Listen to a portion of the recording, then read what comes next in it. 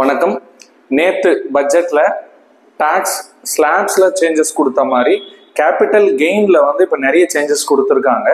இந்த சேஞ்சஸ் நமக்கு பாசிட்டிவா இல்லை நெகட்டிவா அப்படின்னு பார்த்தீங்கன்னா கண்டிப்பாக ஒரு நெகட்டிவான ஒரு சேஞ்சு தான்.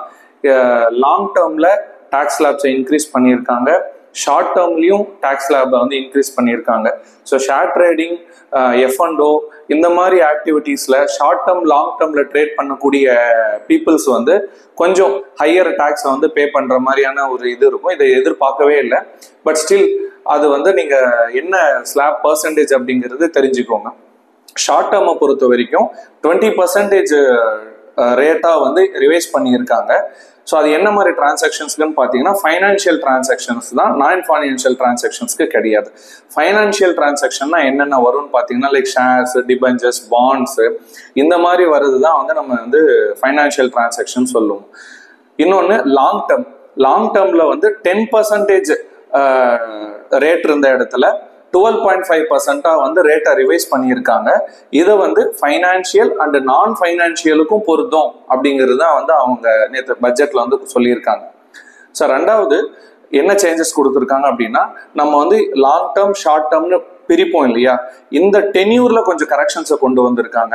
ஸோ இந்த டென்யூர்ல என்ன கரெக்ஷன்ஸ் கொண்டு வந்திருக்காங்க அப்படின்னா லிஸ்டட் செக்யூரிட்டிஸ், இந்த மாதிரி இருக்கிற லிஸ்டட் செக்யூரிட்டிஸ்னா இப்போ பிஎஸ்சி என்எஸ்சியில் அந்த ஷேர்ஸ் லிஸ்டாக இருக்கும். அது பேர் தான் நம்ம லிஸ்டட் செக்யூரிட்டிஸ்ன்னு சொல்லுவோம். அது எல்லாத்துக்கும் 12 மாசத்துக்குள்ள இருந்த ஷார்ட் டேர்ம், 12 மாசத்துக்கு மேல இருந்த லாங் டேர்ம் அப்படின்னு அதை பிரிச்சுட்டாங்க. அந்த லிஸ்டட் செக்யூரிட்டிஸ் தவிர்த்து unlisted securities, gold, debentures, bonds இந்த மாதிரி இருக்கிறது எல்லாத்துக்குமே 24 மந்த்ஸாக நமக்கு கன்வெர்ட் பண்ணியிருக்காங்க. ஸோ அப்போ என்ன அர்த்தம்னா 24 மந்த்ஸுக்கு உள்ள வித்தீங்கன்னா ஷார்ட் டேர்ம், 24 மந்த்ஸுக்கு மேலே சேல் பண்ணோம் அப்படின்னா லாங் டேர்ம். இதில் இன்னொரு பாசிட்டிவாக நமக்கு ஒரு அப்டேட்டும் வந்திருக்கு கேபிட்டல் கெயின்ஸை பொறுத்த வரைக்கும். முன்னாடி லாங் டேர்மில் 1 lakh வரைக்கும் நமக்கு எக்ஸாம்ஷன் இருந்தது. நீங்கள் ஒரு லாங் டேர்ம் ஷேர்ஸை வாங்குறீங்க விற்கிறீங்க அப்படின்னா அதில் வர ப்ராஃபிட் 1 lakhக்குள்ள அடங்கி இருந்ததுன்னா டாக்ஸ் கட்ட மாட்டோம். இப்போ அந்த லிமிட் என்ன பண்ணியிருக்காங்கன்னா 1,25,000 இன்க்ரீஸ் பண்ணியிருக்காங்க.